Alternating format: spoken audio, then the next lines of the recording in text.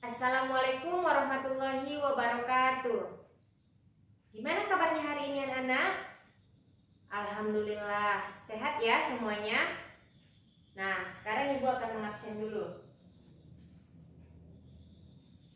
Henti Putri Ritonga, Ulpahma Daulae, Titi Windayanti Siregar, Putri Junia Sarah. Ya, semuanya hadir kan? Sebelum kita memulai pembelajaran, ada baiknya kita berdoa yang dipimpin oleh ketua. Berdoa dimulai, berdoa selesai. Nah, untuk anak-anak ibu semuanya, dalam mengawali kegiatan, ada baiknya kita mengawali dengan doa. Dan kita harus selalu bersyukur setiap harinya. Kita harus selalu bersyukur bagaimanapun keadaan kita. Bersyukur dalam hal apa saja, Bu?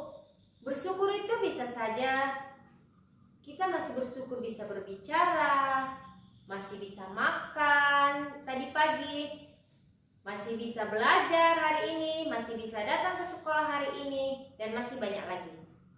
Nah, sekarang coba dirapikan dulu bajunya sebelum kita belajar.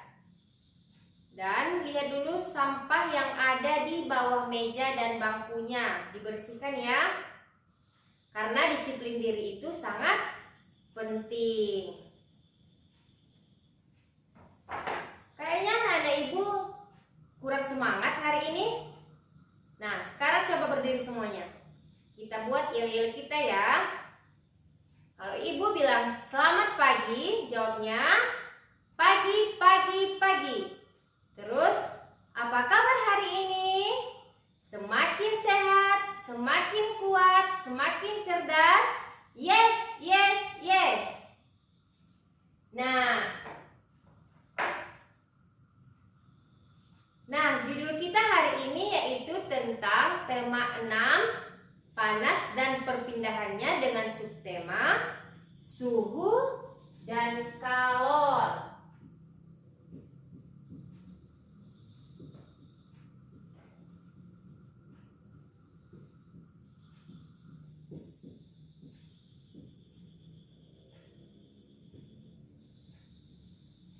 Nah, untuk anak-anak ibu, jika ibu menulis di papan tulis, dicatat ya. Nah, sekarang ibu mau bertanya, apakah menurutmu panas bisa berpindah? Bisa, iya, karena perpindahan panas akan terjadi ketika suhu keduanya panas. Nah, pertanyaan yang kedua, bagaimana caranya panas berpindah? Nah, panas bisa berpindah dengan 3 cara, yaitu secara konduksi, konveksi, dan radiasi.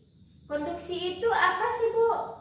Nah, konduksi itu adalah perpindahan panas melalui suatu zat tanpa disertai perpindahan partikel zat tersebut. Contohnya, saat kita memanaskan air di dalam panci di atas kompor, kita memegang gagang panci. Terasa panas kan? Nah, di situ merupakan perpindahan panas dan disebut dengan konduksi. Nah, yang kedua tadi adalah konveksi. Konveksi adalah perpindahan panas yang disertai dengan perpindahan zat berantaranya. Contohnya yaitu ketika kita menaruh es batu ke dalam air panas, itu termasuk konveksi. Nah, yang ketiga tadi apa? Radiasi. Radiasi adalah perpindahan panas tanpa melalui perantara. Contohnya ketika kita mendekatkan tangan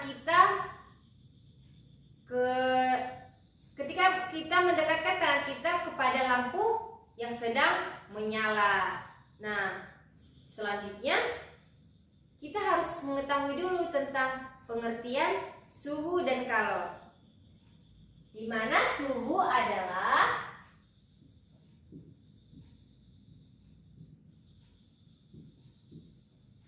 ukuran yang menyatakan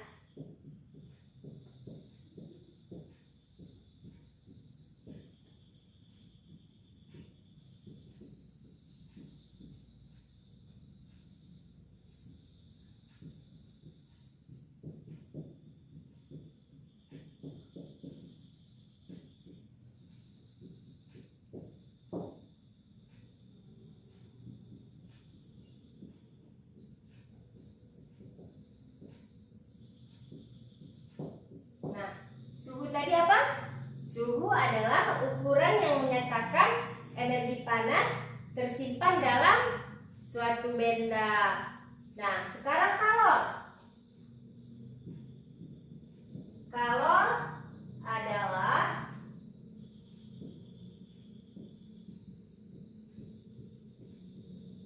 perpindahan energi panas yang terjadi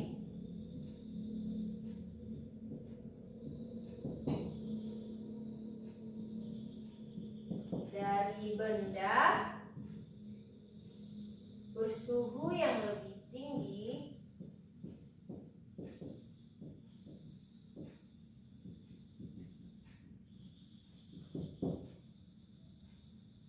ke benda yang bersuhu.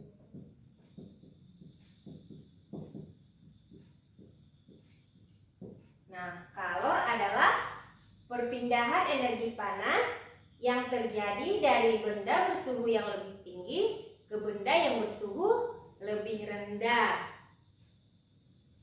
Nah, sekarang Ibu mau bertanya, apa yang dimaksud dengan termometer? Ya, alat yang digunakan untuk mengukur suhu. Skala dalam termometer, ada yang tahu?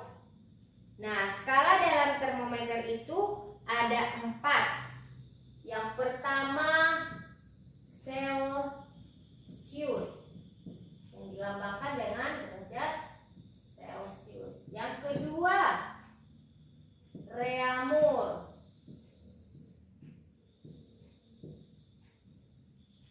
Yang ketiga Fahrenheit.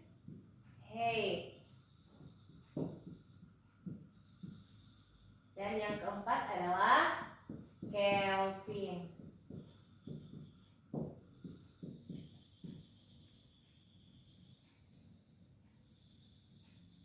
Nah, sekarang perhatikan bukunya di halaman 1. Kita melihat ada gambar. Yang pertama adalah gambar ibu yang sedang menjemur pakaian. Yang kedua adalah gambar yang sedang mendidihkan air di atas kompor. Dan yang ketiga adalah gambar orang yang sedang berolahraga. Nah, ketiga gambar tersebut berhubungan dengan sumber energi panas. Selanjutnya, coba diperhatikan bukunya tentang cerita teks bacaan sumber energi panas.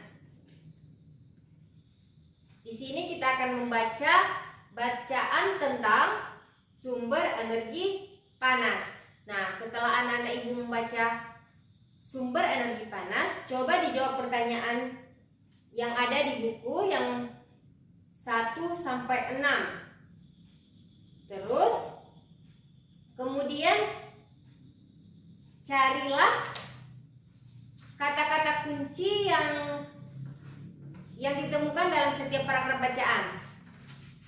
Nah, sebelumnya Ibu akan menjelaskan tentang kata kunci. Kata kunci itu adalah kata-kata yang dianggap penting dalam paragraf terkait. Ya.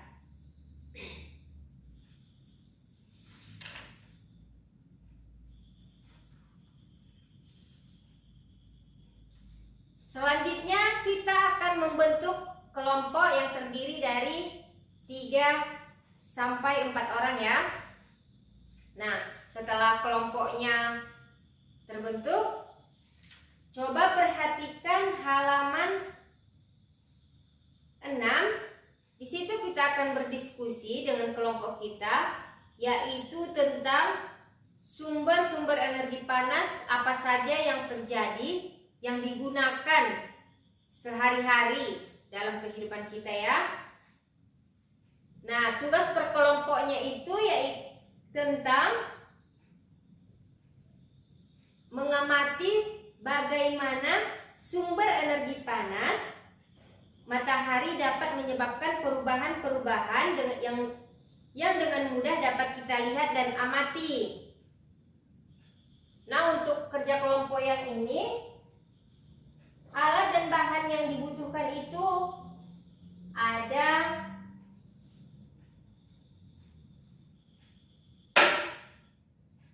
alat dan bahannya. Coba dicatat ya.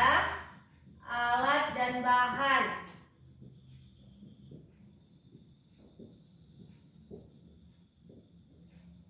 Yang pertama, wadah untuk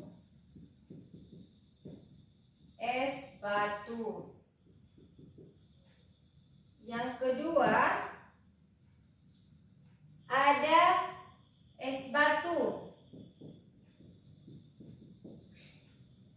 Dan yang ketiga, stopwatch atau jam tangan. Jam tangan bisa ya, untuk mengukur waktunya.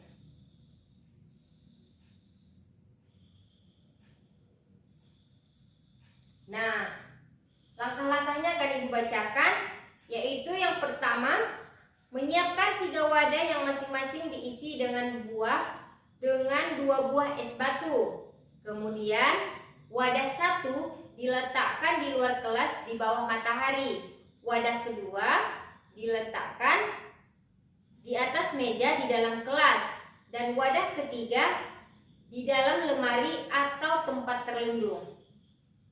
Nah, yang terakhir, coba diamati dengan mengukur dan mencatat waktu yang diperlukan bagi es batu pada masing-masing wadah untuk benar-benar mencair, yaitu menggunakan jam tangan atau stopwatch.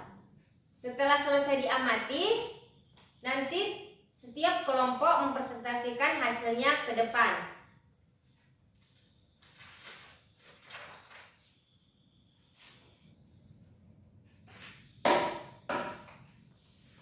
Nah, untuk tugasnya di rumah, coba diperhatikan halaman 6 dalam bukunya, yaitu kita coba dicari sumber-sumber energi panas apa saja yang digunakan sehari-hari dari pagi hingga malam.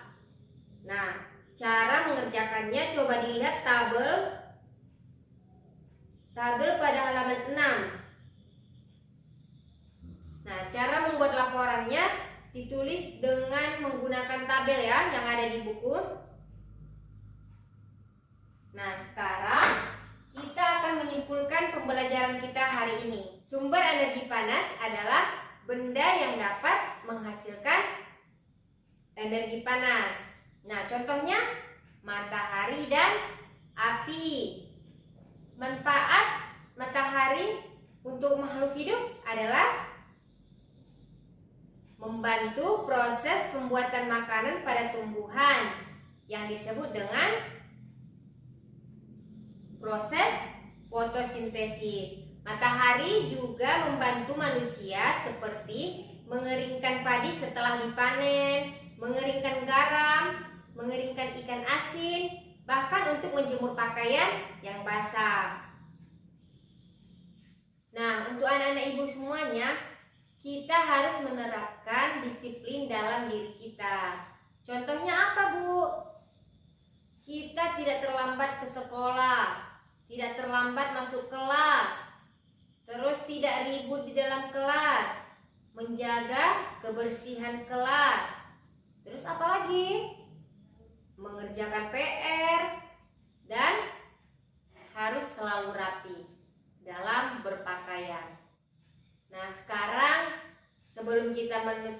pembelajaran kita, ada baiknya kita berdoa yang dipimpin oleh ketua. Berdoa dimulai, berdoa selesai. Mungkin cukup sekian pembelajaran kita hari ini. Wassalamualaikum warahmatullahi wabarakatuh.